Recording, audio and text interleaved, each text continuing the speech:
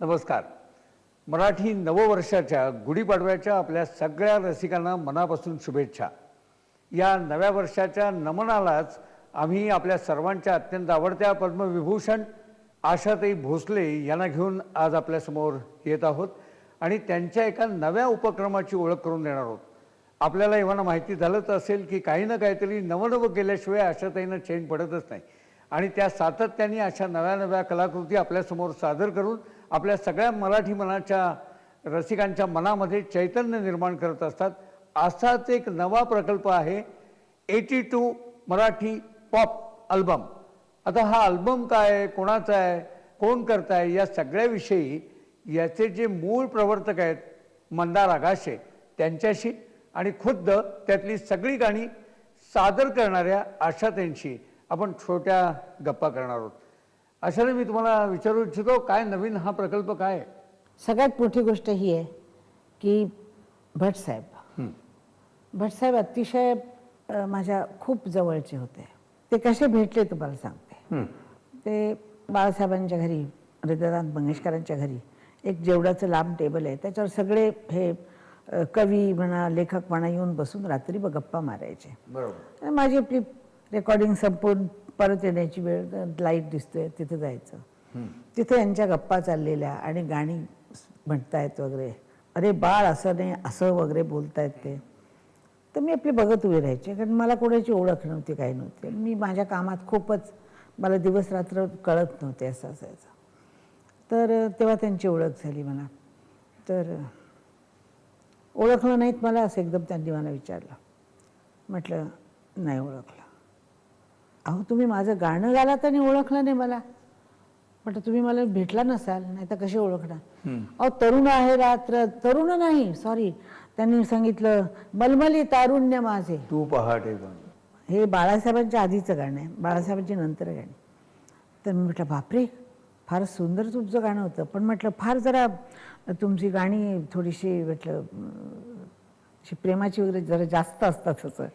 तर हसले जोरजोरात. ते म्हणायला लागले त्याशिवाय जीवनात काय आहे. म्हटलं बरोबर आहे तुम्ही ते म्हणता, की कुठलंही असो प्रेम प्रेमच असतं.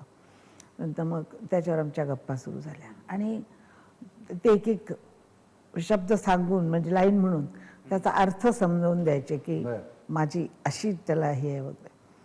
पण मलमली तारुण्य माझे हे गाणं होत असताना ते समोर आलेच नाहीत. एका कोपऱ्यात बसून होते आणि श्री रामचंद्र म्युझिक देत होते. आणि त्या गाण्याला जरा त्रास झाला होता, कारण सूर मिळत नव्हता. मग आम्ही खोलीमधून बाहेर येऊन थिएटरमध्ये बसून सगळ्यांना हे करून आणि मग ते गाणं रेकॉर्ड झालं होतं. त्यामुळे ते कोपऱ्यात बसून, पण ते अतिशय त्यांना माझा आवाज आवडायचा आणि माझं गाणं आवडायचं. आणि ते बाळाला वगैरे सांगायचे, अरे बाळा हे गाणं आशाताईंच्यासाठी वगैरे असं.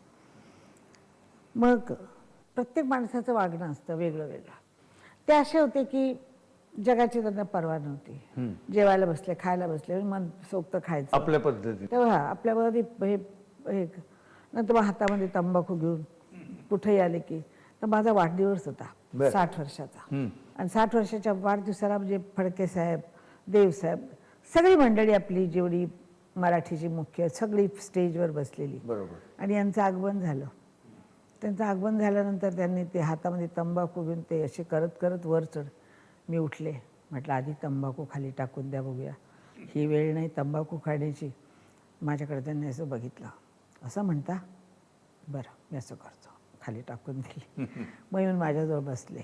जरा तलप येते आहे. म्हटलं तलप वगैरे स्टेजवर कसली नसते, स्टेजवर स्टेज, इथे कसली तलप नाही. म्हटलं आपलं काम आणि आपण.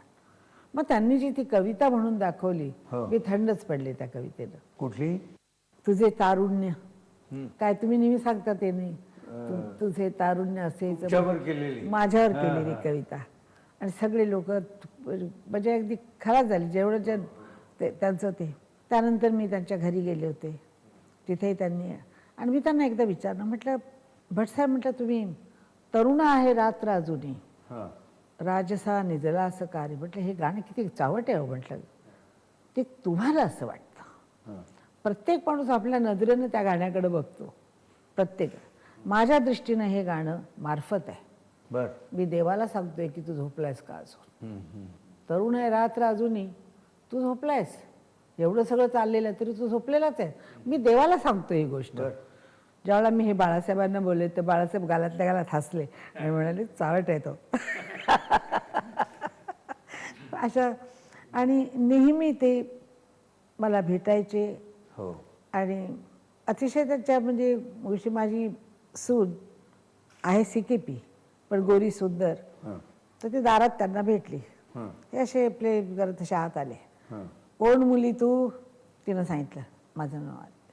हां, मग काय करते तू, काय करत होती, काहीतरी बोलली असेल 2-3 शब्द. आत आले.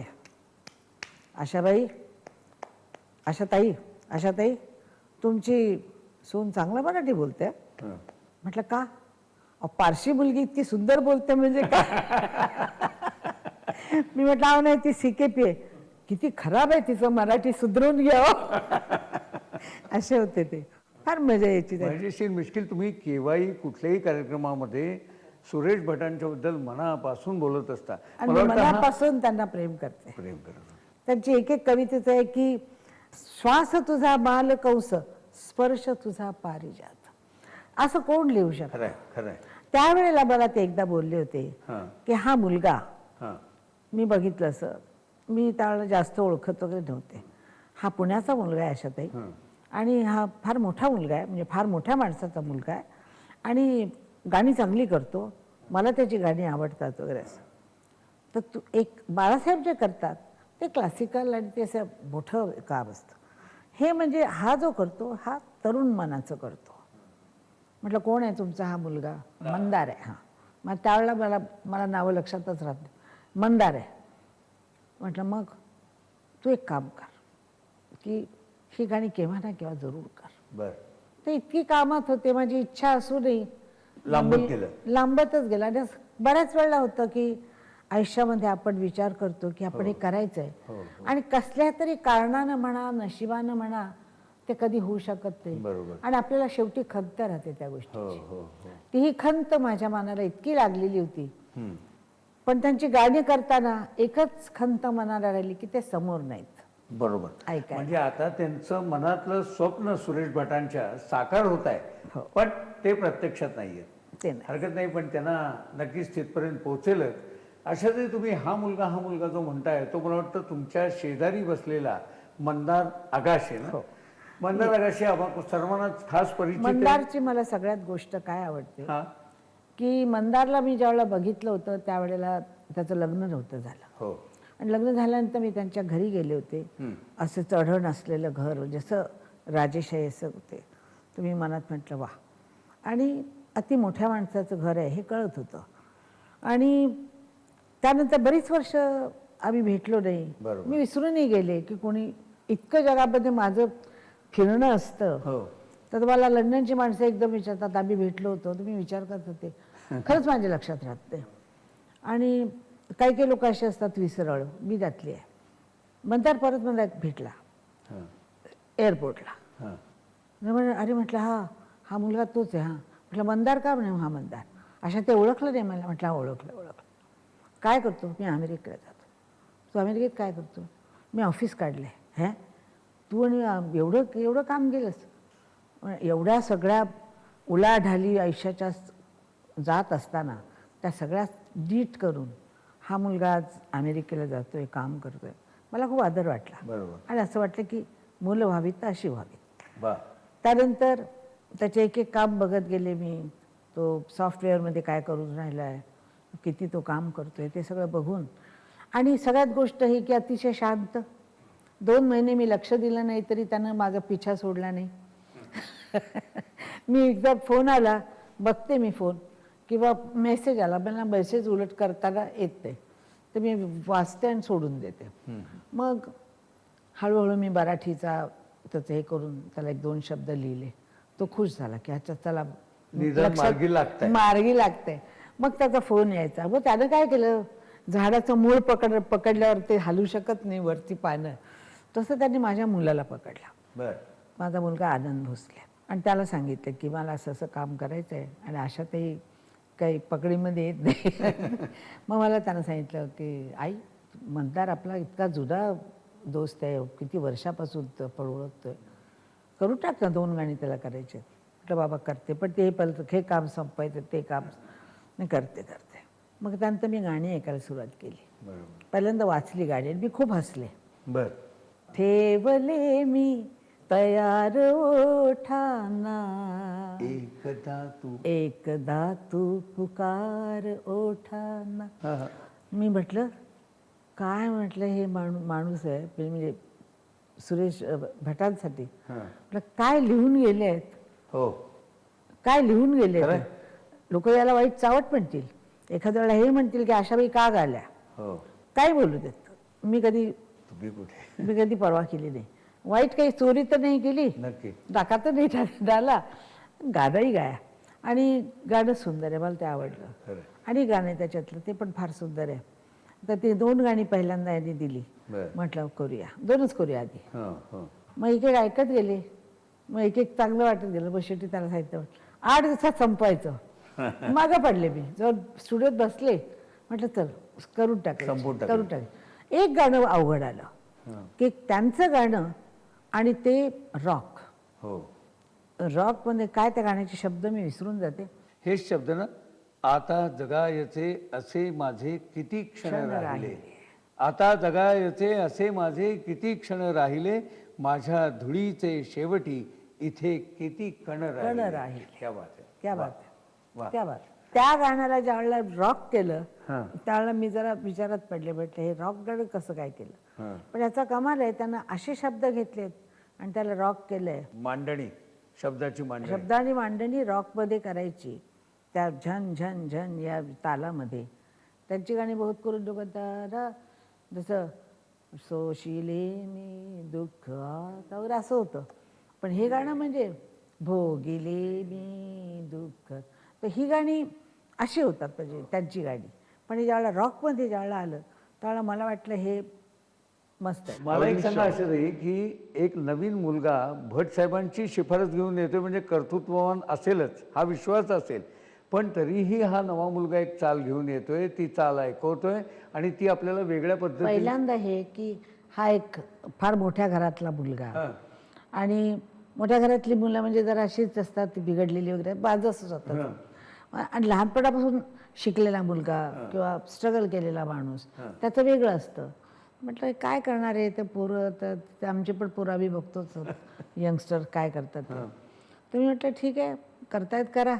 असं त्यावेळेला असं माझ्या कॅज्युअल घेतलं. पण ते गाणं चांगलं झालं होतं, छान झालं होतं. पण त्यानंतर बरेच वर्ष गेल्यानंतर, खूपच वर्ष गेल्यानंतर मला असं वाटलं की ज्यावेळेला त्यांनी मला सांगितलं की आपण गाणी करूया आणि भट साहेबांची, त्यावेळेला माझ्या मनात असा विचार आला की भट साहेबांनी मला सांगितलं होतं की ह्याच्याकडनं कर म्हणून. त्यावेळेला अर्थात मी भट साहेबांना खूप मानत होते, तरी माझ्यासाठी हा आता लहानसा मुलगा म्हणूनच विचारतो. तर मी म्हटलं भट साहेबांची गाणी हे काय करणार, त्याच्यासाठी बाळासाहेब पाहिजेत असं एक मनामध्ये की तो भारदस्तपणा ते असेल ते त्यावेळेला मनामध्ये भरलेलं होतं.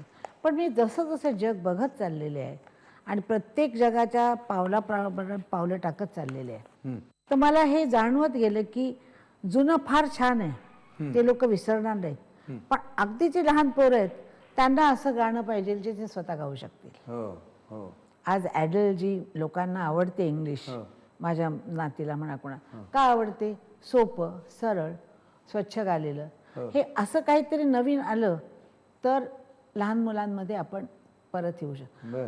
आता मी डब केलेली गाणी लहान मुलं गातात. आता तुम्ही बघा एका पिक्चरला ते गाणं आलं हंगामा हो गया, किती जुनं गाणं, पण ते परत लोकांमध्ये हिट झालं. याचा अर्थच मुलांना आवडणारं जर दिलं तर आपलं आयुष्य आणखीन वाढत जातं. 72 वर्ष झाली 82 माझ्या करिअरला लोकांच्या वयाची होत नाही, त्यामुळे करिअरची झाली आहे. मला पहिलं गाणं हे दिलं त्यानं, आसवांचे जरी हसे झाले हे तुला पाहिजे तसे झाले. हे फक्त तिरवर. चंद्र आला निघून गेला ऐन वेळी असे कसे झाले. मला इतकं आवडलं हे गाणं. ट्यून, शब्द तर काय प्रश्नच नाही, पण ती ट्यून मला इतकी आवडली की मला पुढं ऐकायची इच्छा झाली. जर पहिल्यांदा जर ट्यून मरी नसती ना तर ते कागद बाजूला परत ठेवलं. गेली असती, बरोबर. म्हणजे मी गाले नसते. बरोबर. पण हे गाणं मला पहिलं ऐकलं मी आणि मला फार आवडलं. वा. मग मी दिवसभरी ना ना ना ना ना ना ना ना ना ना ना ना ना ना ना. आता तुम्ही हे गाणं एखाद्या लहान मुलाला जर गायला सांगितलं तरी तो हरकत घेताना छान गाईल. हो, सोपेपणामुळे. सोपेपणा, गोडपणा. सोपं नुसतं असणं हे नाही, त्याच्यामध्ये गोड पाहिजे. अति ताना करून केलेलं गाणं गोड नसलं तर काही फायदा नाही आहे. बरोबर. तर गोड असणं ही पहिली गोष्ट. तर या गाण्यांमध्ये एक गोडवा आहे. वा वा. सगळ्या गाण्यांमध्ये एक गोडवा आहे, वेगळा गोडवा ट्यून मधला तो गोडवा तुम्हाला आवडला मंदारच्या, आणि म्हणून तुम्ही पुढे आहे. जायचं. आणि शब्द तर त्यांचेच. भटसाहेबांचे उत्तम होते. दिवस हे जाती कसे अन ऋतू असे छळतात का, विसरते आहे तुला, विसरते आहे तुला, पण आसवे ढळतात का. दिवस हे वा. म्हणजे दिवस हे जाते, ऋतू छळतात का, विसरते आहे तरी पण आसवे ढळतात का. वा. हे गाणं पण मला फार आवडलं. हां. आणि काही काही गाण्यांमध्ये मला असं वाटलं की त्यानं म्हणजे फार उंच जात आहे किंवा काय होतं, तर त्यांनी अतिशय समजदार म्युझिक डायरेक्टरसारखं बरोबर सांभाळून घेतलं. बरोबर. आणि ते गाणी म्हणजे अशी हे झाली. आणि एका दिवसात मला वाटतं 3 केली, अशी अशी गाणी आम्ही फटाफट केली. एकदा मनात आलं माझ्या, तुम्ही उभी जिगरच राहिले आहे. की उभी राहिले. आणि जर नाही आलं तर मग मी वर्षावर कुठं सोडून लक्ष. देत. मला एक सांग, या अल्बमचं नाव 82 मराठी पॉप अल्बम असं ठेवण्यामागचा काय नेमका विचार? तर आता जर तुम्ही जगातले हिट अल्बम्स बघितले हां. तर ते ॲडलचं जे आता आलंय तर ते 25. हो. आणि केव्हा टेलर स्विफ्ट जिचं बर्थ इयर 1989 हो. असं. तर मी म्हटलं आज 25 म्हणजे त्यांना ती 21 होती आणि 25 मध्ये त्यांना खूप ओल्ड झालं असं असं वाटतं. वाटतं. म्हटलं अशा ते 82 असताना असं गातायत. सो प्रत्येक जण मला विचारतात, अरे अशा त्यांचं वय काय? म्हटलं अल्बमचं नाव 82 पाहिजे, कारण दॅट इटसेल्फ इज अमेझिंग. खरंच आहे की 82 वयात असताना या पॉप अल्बम सादर आणि करणं. या क्वालिटीचा, हो. That itself according to me will establish a standard. की म्हणजे आम्ही 82ला, मी आणि माझे सॉफ्टवेअर इंजिनियर भेटतो, आम्ही विचार करतो काय करत असू आम्ही 82 होऊ तेव्हा. म्हणजे आज she is having so much energy. म्हणजे आणि गमत म्हणजे सकाळी जवळजवळ स्टुडिओ 1 तास लांब घरावरनं, आल्यावर फक्त बसणार, 5 मिनिटाच्या रेकॉर्डिंगला सुरू. अहो असे मला एक गोष्ट कळली, खरी आहे का, तुम्ही रेकॉर्डिंगला येताना, म्हणजे ती तुमची खासियतच आहे की पक्की तयारी केल्याशिवाय इतक्या वर्ष, 72 वर्ष गाण्याची करिअर करून सुद्धा कॅज्युअल घेत नाही तुम्ही. येता येता तुम्ही एका ज्येष्ठ संगीतकाराकडे जाऊन मार्गदर्शन पण घेतलं ना. खरं आहे ना? देवसाहेबांचा काय होतं ते नेमकं? देवसाहेबांनी गाणं ऐकलं, मी त्यांना म्हटलं यशवंत देव. ओठ. हां, यशवंत देव. ते ओठ तयार. तर ते 90 वर्षाचे. हो. त्यांनी हसायला सुरुवात केली. खूप हसले तेव्हा. हां. म्हणालेले, भट चावटच आहे हां. पण गा. गा. मी गाऊन दाखवलं त्यांना. म्हणाले फार छान आहे, गा. लोक बोलतील काही एखाद वेळेला, पण लक्ष देऊ नकोस. म्हटलं मी कधी लक्ष दिलं आतापर्यंत? ते म्हणाले नाही, छान आहे, गा. आणि ते म्हणाले की भटसाहेबांविषयी कोण काय बोलणार, काय बोलणार त्यांच्या लिखाणाविषयी. त्यांची एक लाईन असली की बस, सही असली तरी बस, वा. असं त्यांचं मत आहे. पण ह्या पद्धतीचं मॉडर्न पद्धतीनं हे गाणं सादर करताना त्यांनी काही खास संगीतकाराच्या म्हणून टिप्स 90 वर्षाच्या संगीतकारानं 82 वर्षाच्या गायिकेला काही दिल्या का? ते मला तशा नेहमीच गाण्याविषयी सांगत असतात. सांगतात. हो, अच्छा. नेहमी सांगतात. त्याचा उपयोग झाला. अतिशय सांगतात की तुम्ही आ लावताना हां. सा म्हणताना रेचा उपयोग, नीचा उपयोग करू नका. म्हणजे कसं आ असं करू नका किंवा आ असं करू. आ तर आच एकदम लावा, आ लावा. आणि अळ म्हणा, अळ म्हटलं की आ होतो आपला, ळा. वा. तळा म्हणा. अशा खूप त्यांनी मला गोष्टी शिकवल्या. बर. आणि मी अजूनही सातत्याने शिकत असते प्रत्येक गोष्टी. ते तर आहेच. तर मग मी त्यांच्याकडे जाऊन बसून मी त्यांना सांगितलं, मला सांगा काय कमी आहे, सांगा काय कमी आहे सांगा. तर ते आहे.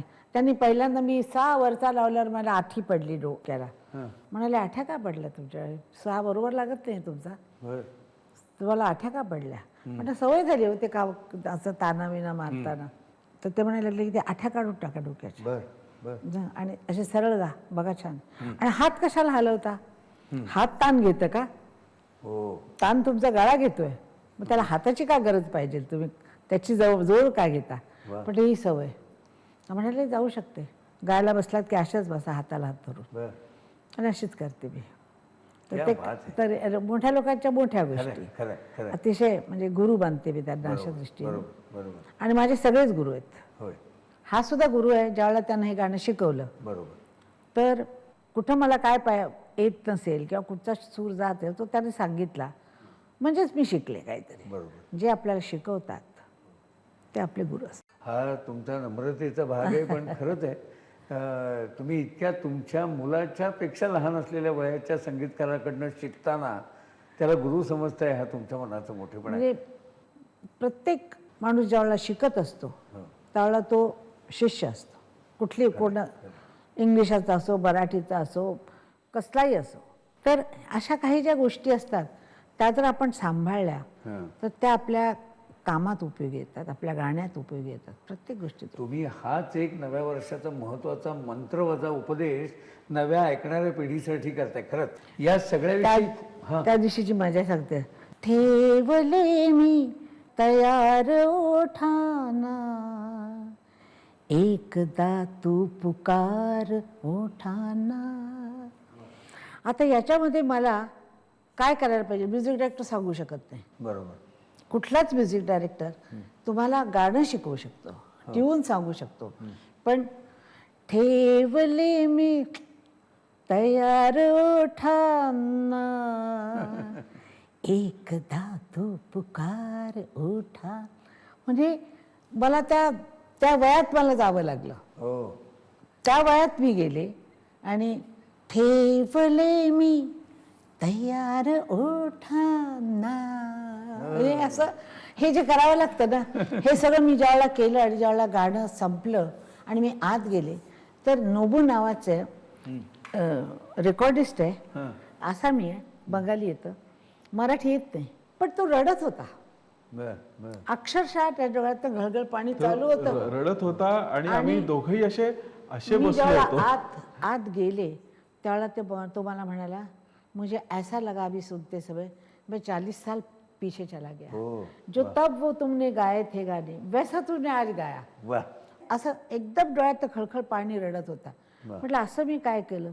तर म्हणे ते एक्सप्रेशन जे आणायचं जे असतं गाड्यांमध्ये ते एक्सप्रेशन तू कसं घालतेस असं. ती तर तुमची खासियत आहे अशातही. आणि आशाताईंनी वयाच्या या टप्प्यावर त्या असा आव्हानात्मक एक नव्या मॉडर्न म्युझिकचा अवलंब करत गाणी भट साहेबांसारख्या त्यांना आवडणाऱ्या गीतकाराची त्या सादर करतायत. त्याबद्दल त्यांचंही मनापासून अभिनंदन आणि मनापासून शुभेच्छा. मी एक छोटा प्रश्न विचारते. विचारा. 82 संपणार सप्टेंबरला, हं. मग त्यानंतर तुम्ही काय करणार? 84, 83 असं करत जाईल? हो तुम्ही नवनवी आव्हानं स्वीकारायला तयार असतात हे आम्हाला माहिती आहे. 85 आत्ताच लिहून ठेव. वा वा वा वा